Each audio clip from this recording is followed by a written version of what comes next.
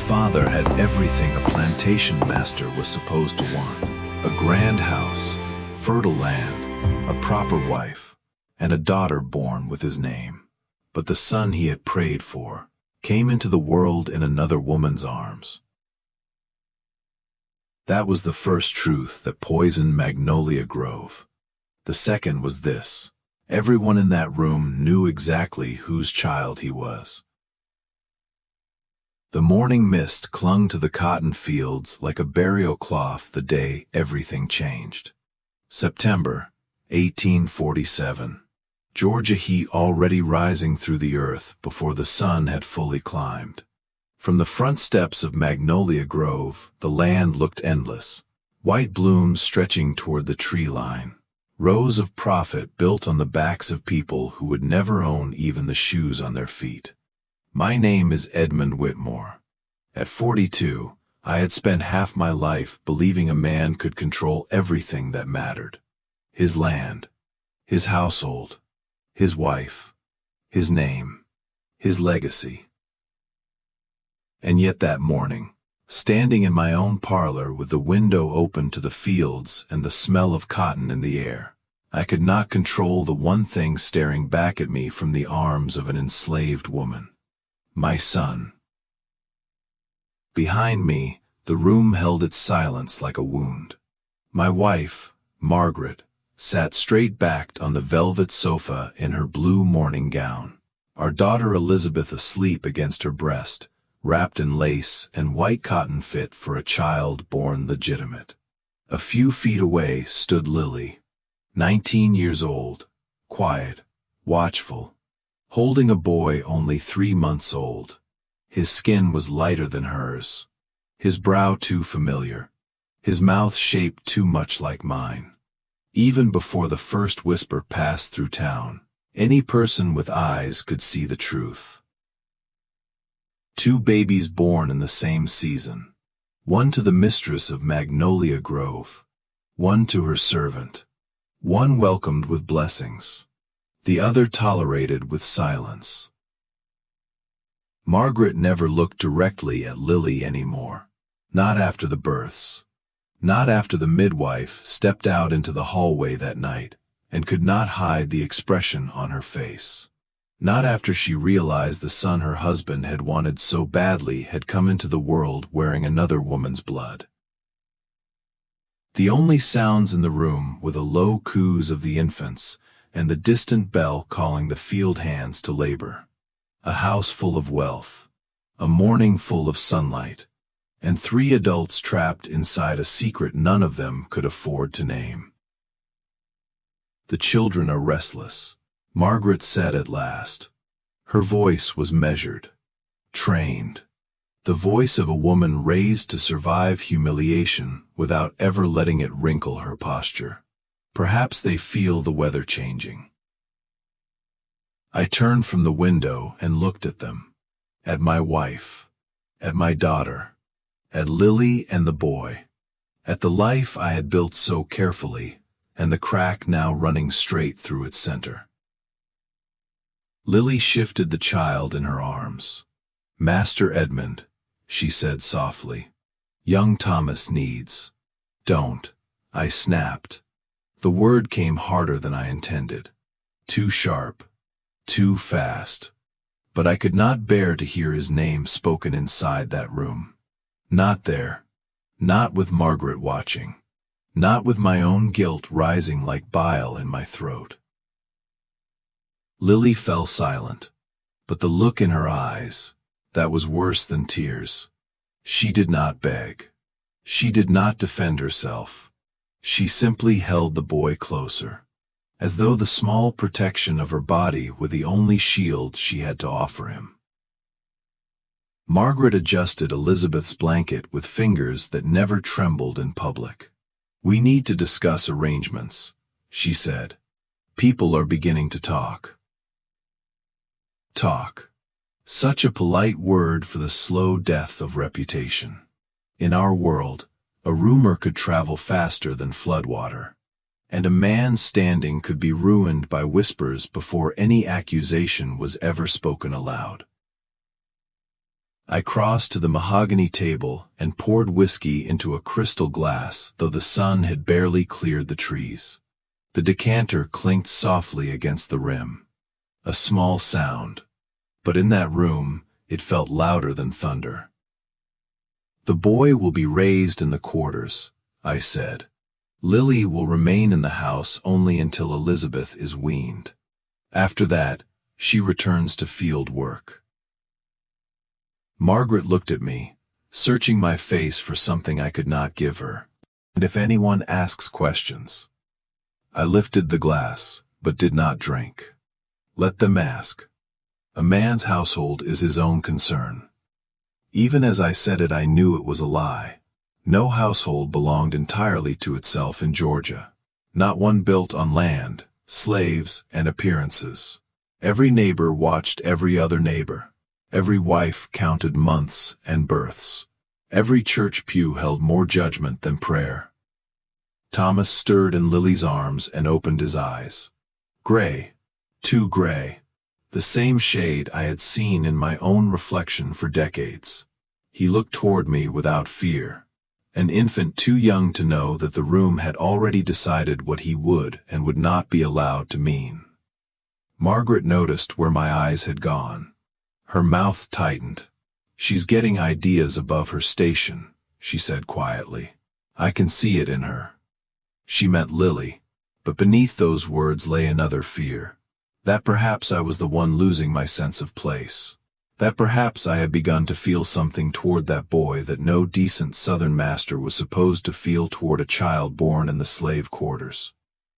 "Lily knows her place," I said, but the answer sounded weak even to me, because the truth was, I no longer knew mine. Lily bowed her head. "I should take Thomas to the kitchen, sir. Cook will need help with breakfast." Margaret answered before I could. "Yes, go." Then, after the briefest pause, "Remember your place." Lily turned without another word. She moved with that same quiet steadiness she always had, never hurrying, never dragging her feet, as if dignity were the last possession no one had managed to strip from her. At the doorway, the morning light caught Thomas's face one last time. And for a single terrible moment, I imagined what life would look like if I had the courage to claim him. A son beside me in the fields. A son at my table. A son taught openly what he would now have to learn in shadow. Then the door closed, and the vision went with it. Margaret stood with Elizabeth in her arms, pale and rigid and beautiful in the way a blade can be beautiful. "You wanted a son," she said. Not accusing, not asking, simply stating the fact that had ruined us all.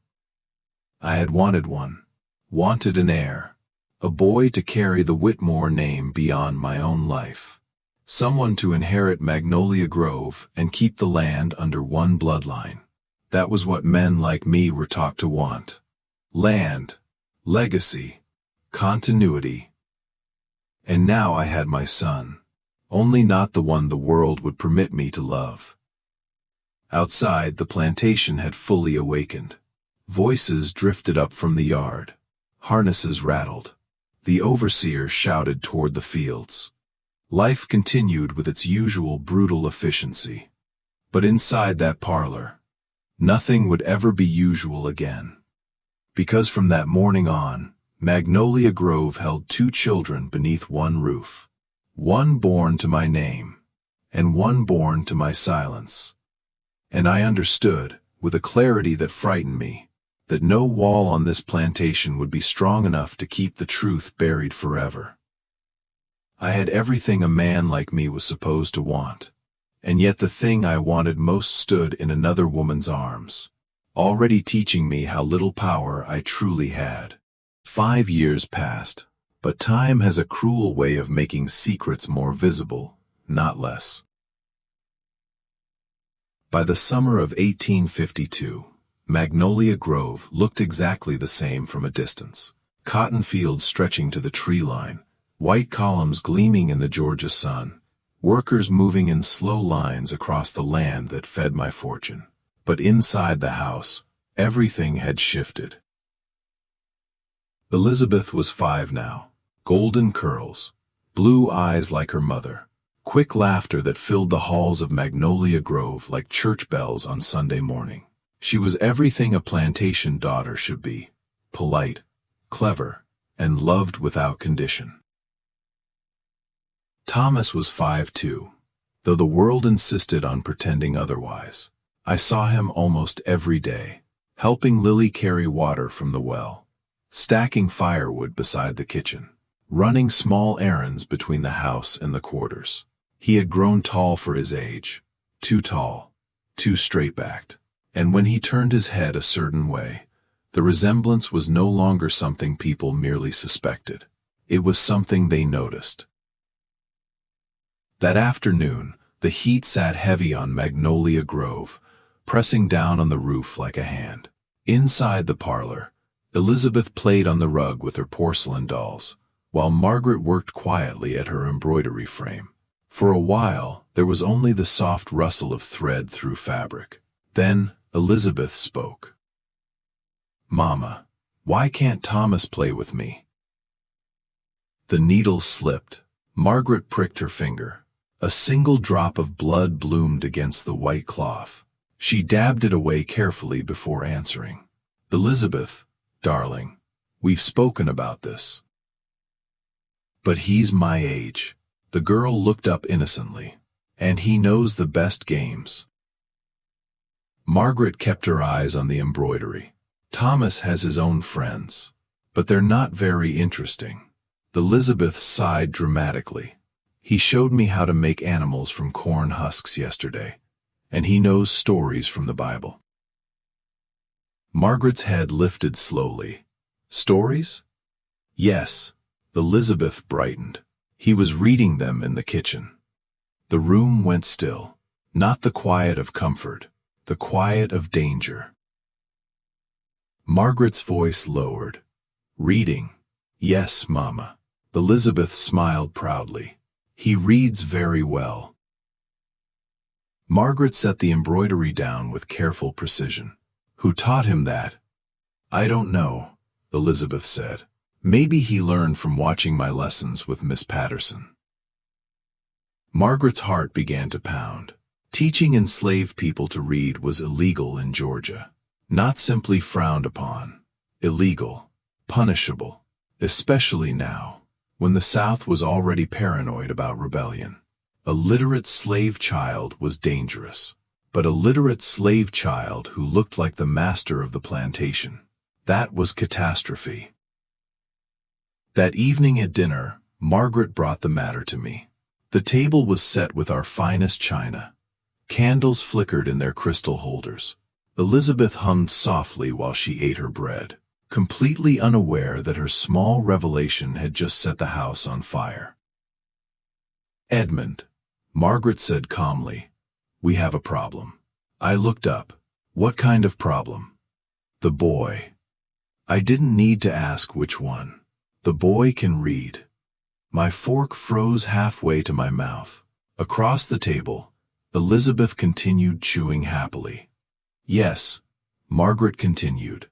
"She says he reads from the Bible in the kitchen." "That's impossible," I said.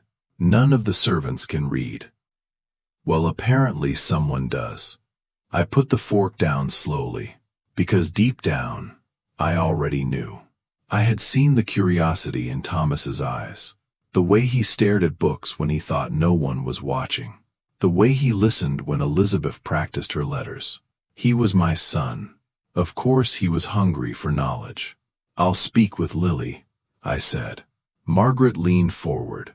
"You'll do more than speak." Her voice had an edge now. "This cannot continue." Outside, lightning flickered in the distance. A summer storm building over the fields. "Mrs. Pemberton asked me something last week," Margaret said quietly. "What?" "She asked whether I had noticed how much the boy resembles you." The air left my lungs. Margaret held my gaze. I managed to laugh it off. "But Edmund, people are watching." Later that night, I walked to the quarters. The moon hung low over Magnolia Grove, casting silver light across the cabins. Crickets sang in the grass. Families murmured quietly on their porches. The ordinary sounds of lives lived in captivity. I found Lily sitting outside her cabin, with a lantern beside her. Thomas sat next to her, a small slate balanced on his knees. He didn't see me at first. His tongue peeked from the corner of his mouth as he carefully traced letters with a piece of chalk. The same habit I had when I was a boy. Lily. My voice cut through the night. Both of them jumped. She tried to hide the slate. Too late. Inside, I said. The cabin was simple. One bed, one table, a few carefully kept belongings. But it was clean. Lily always kept things clean. Thomas stood beside his mother, watching me with wide, curious eyes. "Where did you get the slate?" I asked. Lily lifted her chin slightly. "I found it, Master. I thought it might help him learn." "You thought wrong." My voice sounded colder than I felt, because the truth inside me was not anger. It was pride. "Thomas," I said, "come here." He hesitated only a moment before walking toward me. Fearless. Trusting. "Show me what you wrote." His face lit up instantly. He grabbed the slate and wrote carefully. T-H-O-M. "My name," he said proudly. I stared at those shaky letters, and something twisted inside my chest, because the boy standing in front of me was exactly the son I had once prayed for. Bright, curious, hungry for knowledge. Just not the one the world would allow me to keep.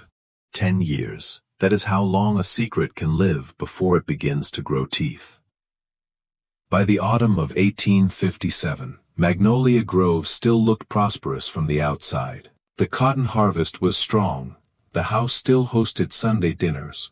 Margaret still sat in church wearing the same calm smile that had protected our reputation for a decade. But, inside the house, the truth had begun to show itself in ways no one could ignore. Thomas was 10 now, tall for his age, lean, sharp-eyed. When he walked across the yard carrying wood or water, people sometimes stopped speaking without realizing it. Because the resemblance had become impossible to miss, the jaw, the posture, even the way he squinted slightly when thinking. He was my son, anyone with eyes could see it now. Elizabeth had grown as well, no longer the little girl playing with porcelain dolls. She asked questions now, too many questions, questions children were not supposed to ask.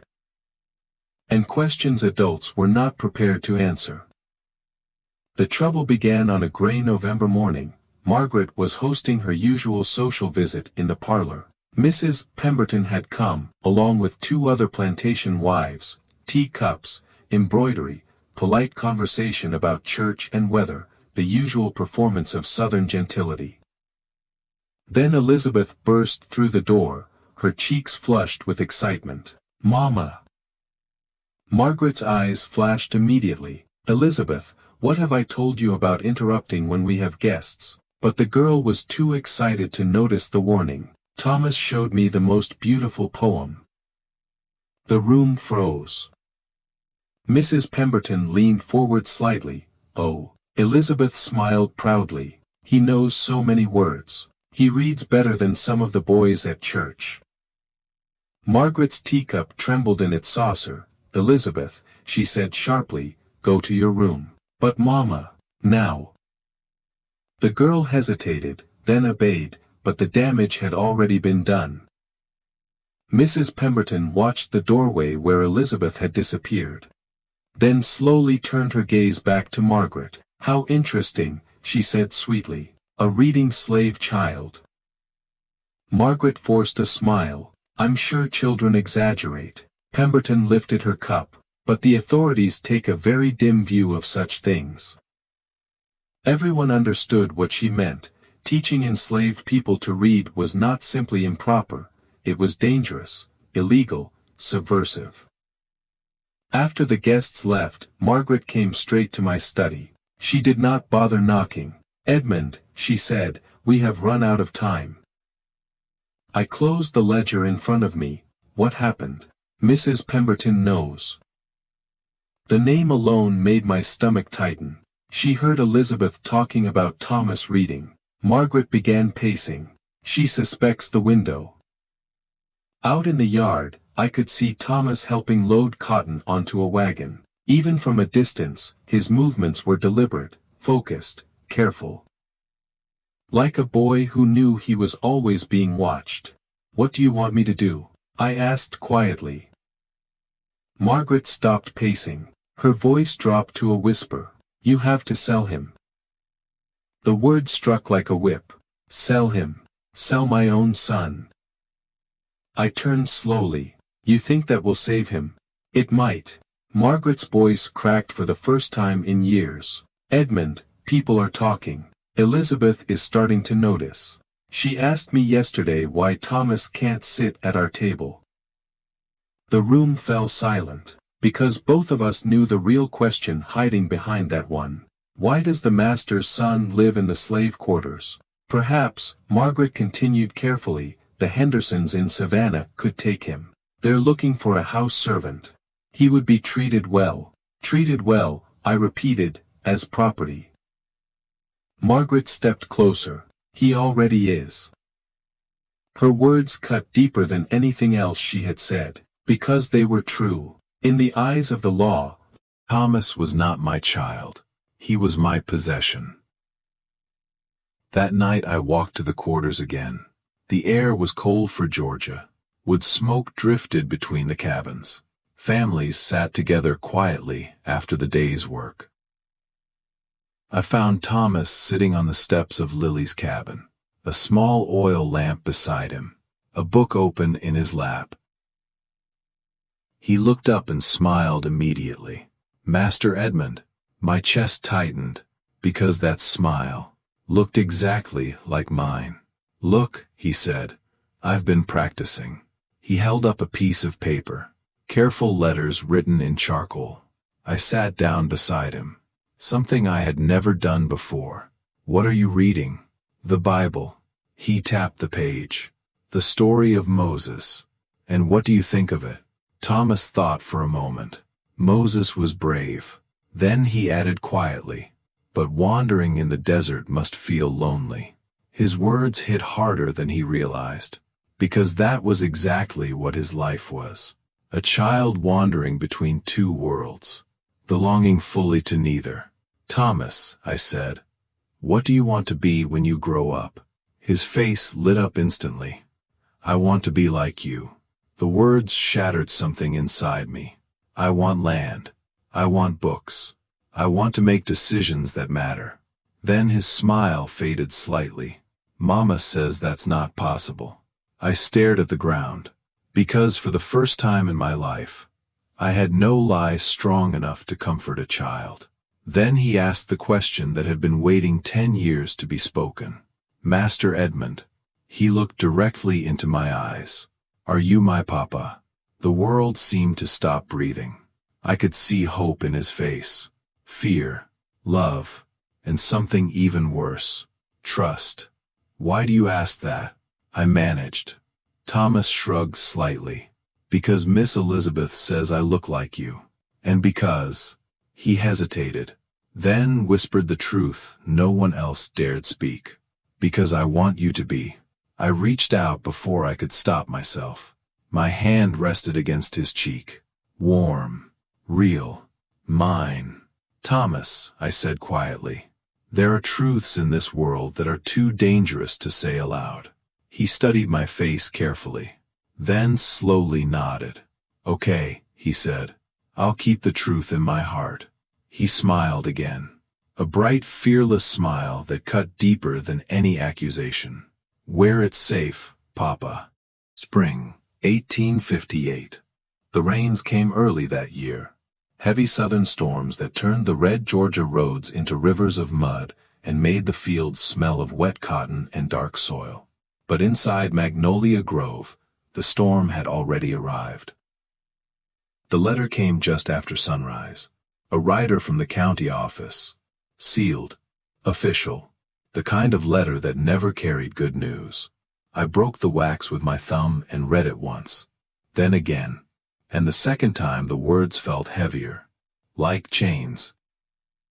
A complaint had been filed. The sheriff would be arriving the next day. He wanted to investigate reports of an educated Negro child on my plantation.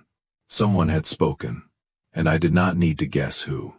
Mrs. Pemberton had been waiting for this moment. "Margaret," I called. My voice must have sounded different, because she appeared almost immediately, her face already pale before she even saw the letter. "What is it?" I handed it to her. She read slowly, then sank into the nearest chair. "Dear God, the sheriff is coming tomorrow." "Yes." Silence filled the room. Outside the rain fell harder, beating against the windows like impatient fists. "What will we do?" Margaret whispered. Before I could answer, laughter drifted up from the yard. We both turned toward the window. Elizabeth and Thomas were sitting together beneath the porch roof, sharing a book. Their heads bent close together as Elizabeth pointed to a line of words, and Thomas read them out loud. For a moment, I allowed myself to watch them. My two children. One born to my name. One born to my silence. "We have to send him away," Margaret said. Her voice was steady now, cold with decision. "Tonight." The words felt like a knife sliding between my ribs. "Where?" "The Hendersons in Savannah. They're still willing to take him." "Take him," I repeated quietly. "You mean buy him?" Margaret's patience snapped. "And what exactly is he here, Edmund?" Her eyes burned with frustration. "With every year he stays here, he becomes more dangerous. People are watching. The sheriff will be watching tomorrow. He'll see a slave boy who reads. And a slave boy who looks exactly like you." I turned back to the window. The rain blurred the world outside, but I could still see Thomas's smile. Still hear Elizabeth at something he said. "I can't sell my own son," I said. Margaret's reply was brutal. "Then you'll watch him hang." Her words landed like thunder, because we both knew she was right. In these times, an educated slave was not simply a curiosity. He was considered a threat. If the authorities believed I had allowed it, they would make an example of him. And of Lily. Possibly of me. The storm outside grew louder. Rain pouring from the roof in sheets. The world washing itself clean while our house filled with something darker. That afternoon, I walked to the kitchen to find Lily. Thomas was beside her at the table, carefully measuring cornmeal for bread. His small hands moved with concentration, determined to do the task correctly. When he saw me, his face lit up. "Master Edmund, Mama's teaching me how to make cornbread. You'll like it." My throat tightened. "Perhaps later." "Thomas," I said gently, "why don't you go check the horses for me? Thunder might need brushing." His eyes brightened instantly. "Yes, sir." He ran out into the rain without hesitation, leaving Lily and me alone. She didn't look up from the table. "You have news?" "Yes. The sheriff is coming tomorrow." Her hands stopped moving. For several seconds, neither of us spoke. Only the rain against the windows. "What will you do?" she asked quietly. I forced the words out. "Family in Savannah. They'll take him." "You mean sell him?" "I mean save him." For the first time in years, Lily looked directly into my eyes. Her voice didn't rise, but the pain inside it was sharper than any scream. "You're sending my son away. If he stays, he could die." She nodded slowly, a mother absorbing a truth she had always known might come. "I hoped," she said softly, "I hoped we would have more time." So, did I. The rain softened, becoming a steady whisper across the roof. "Will I see him again?" she asked. I couldn't answer, because the truth was no. And you? She asked. Will you ever see him again? I don't know. Another silence fell between us, longer this time, heavier. When? She asked. Tonight. Her eyes closed briefly, a single tear escaped before she wiped it away. You want me to lie to him? I want you to protect him. That night the rain finally stopped, the sky cleared enough for moonlight to cut through the clouds. From my bedroom window I watched the wagon arrive. Covered, quiet, waiting near the quarters. Lily stepped out of her cabin with Thomas beside her. He looked confused, still half asleep.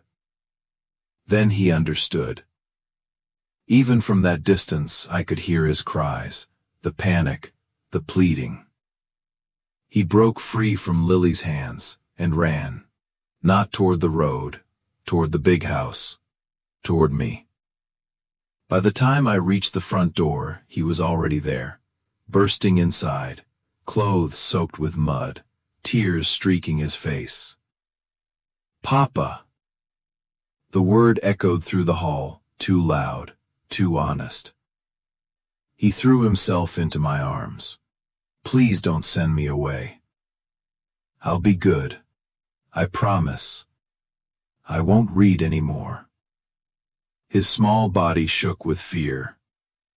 I'll do anything you want. Behind me I heard Margaret gasp, the truth spoken aloud for the first time. I held him tighter than I ever had, because in that moment, I knew I was about to break his heart.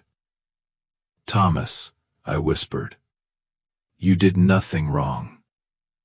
You're the best boy I know. Then why are you sending me away? I knelt so we were face to face.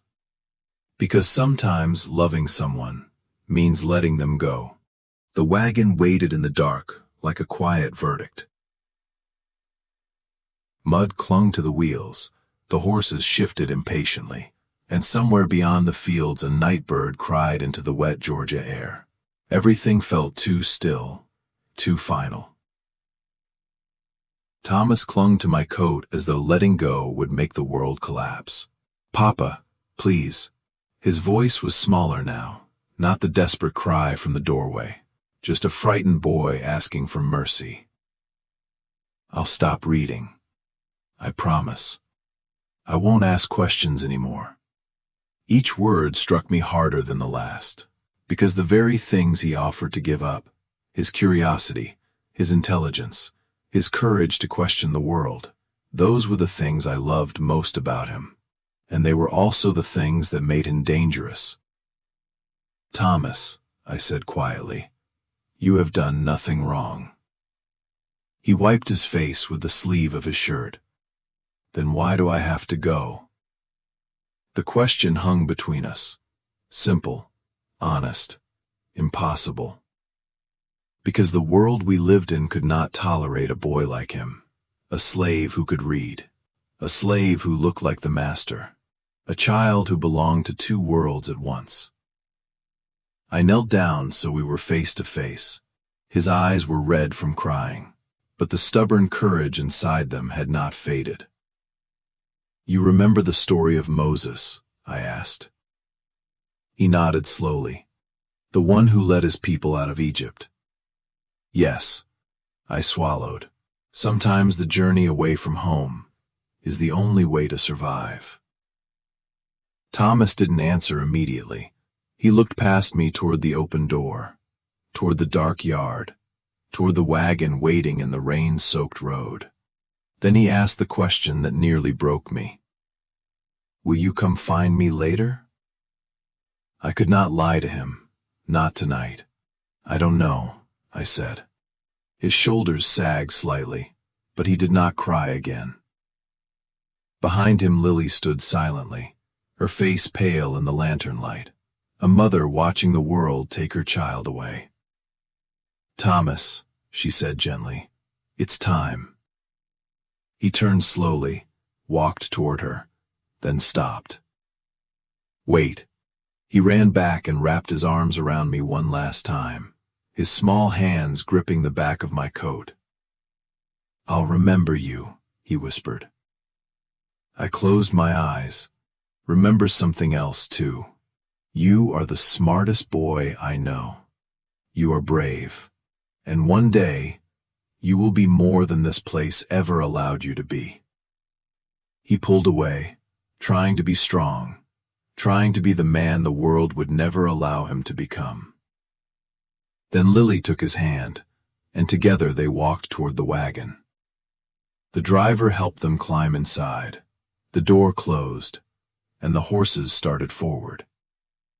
I stood in the doorway of Magnolia Grove and watched the wagon disappear down the muddy road, the lantern swinging from its side growing smaller and smaller until finally it vanished beyond the trees. Behind me, Margaret stood quietly in the hallway, her face streaked with tears she did not bother hiding. "It's done," she said. "Yes, it's done." But nothing inside me felt finished.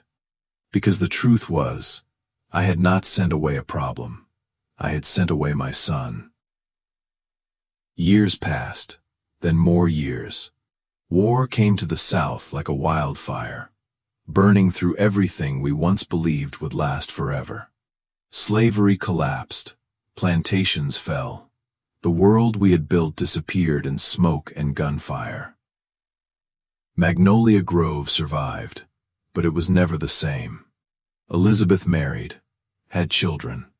Laughter returned to the house in small, fragile ways. But sometimes I would catch her staring toward the old quarters, as if remembering the boy who used to play there. And I wondered, every day, what had become of him. 20 years later, in the spring of 1878, I finally found out. An unfamiliar figure walked up the long road toward the house one evening. Tall, well-dressed, confident. He carried himself like a man who knew exactly who he was. When he stepped onto the veranda, the light from the setting sun touched his face, and my heart nearly stopped. The same eyes, the same jaw, the same quiet intelligence. "Master Whitmore," he said. Then a small smile touched his lips. "It's Dr. Thomas Freeman now. My freedom gave me the right to choose my own name." For a moment, neither of us moved. 20 years of silence standing between us. Finally, I whispered the word that had lived in my chest for 2 decades.